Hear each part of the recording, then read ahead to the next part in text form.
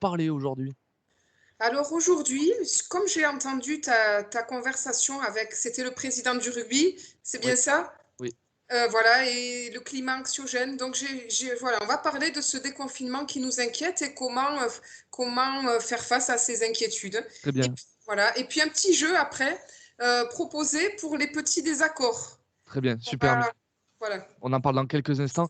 Comment passer ensemble? On retrouve Myriam et maintenant on est positif, on applaudit et on retrouve Myriam.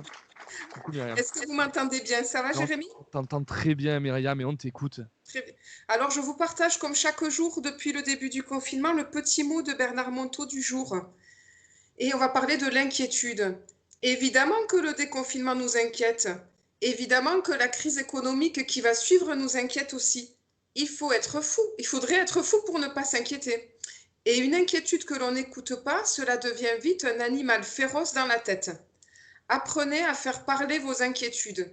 Apprenez à chercher les actes concrets qui pourraient vous soulager.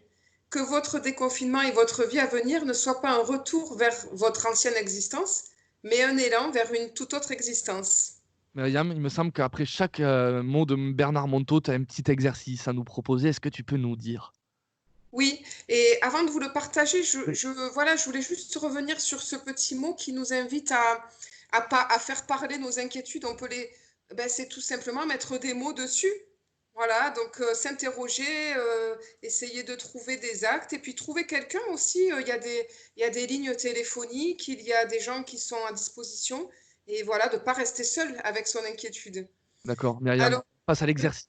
le petit jeu que j'ai choisi, c'est un petit jeu, ça correspond pas forcément d'ailleurs au thème, c'est plus par rapport aux petits désaccords, aux personnes voilà, qu'on n'aime pas ou qui ne nous aiment pas.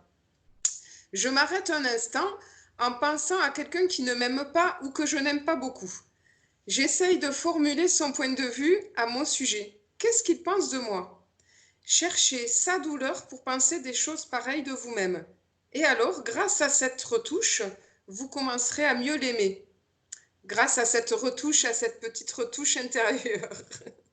Voilà, se demander pourquoi l'autre ne m'aime pas, ben, c'est qu'il a forcément une douleur.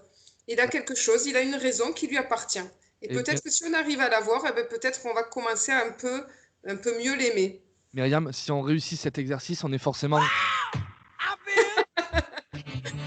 est-ce que c'est ça? Est-ce que c'est le but?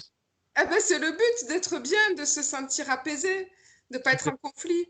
Super Myriam, il nous reste, 5 grosses minutes à passer ensemble. Reste avec nous, on marque une courte pause et on se retrouve juste après. D'accord. Radio Bulle, résolument plus proche de vous.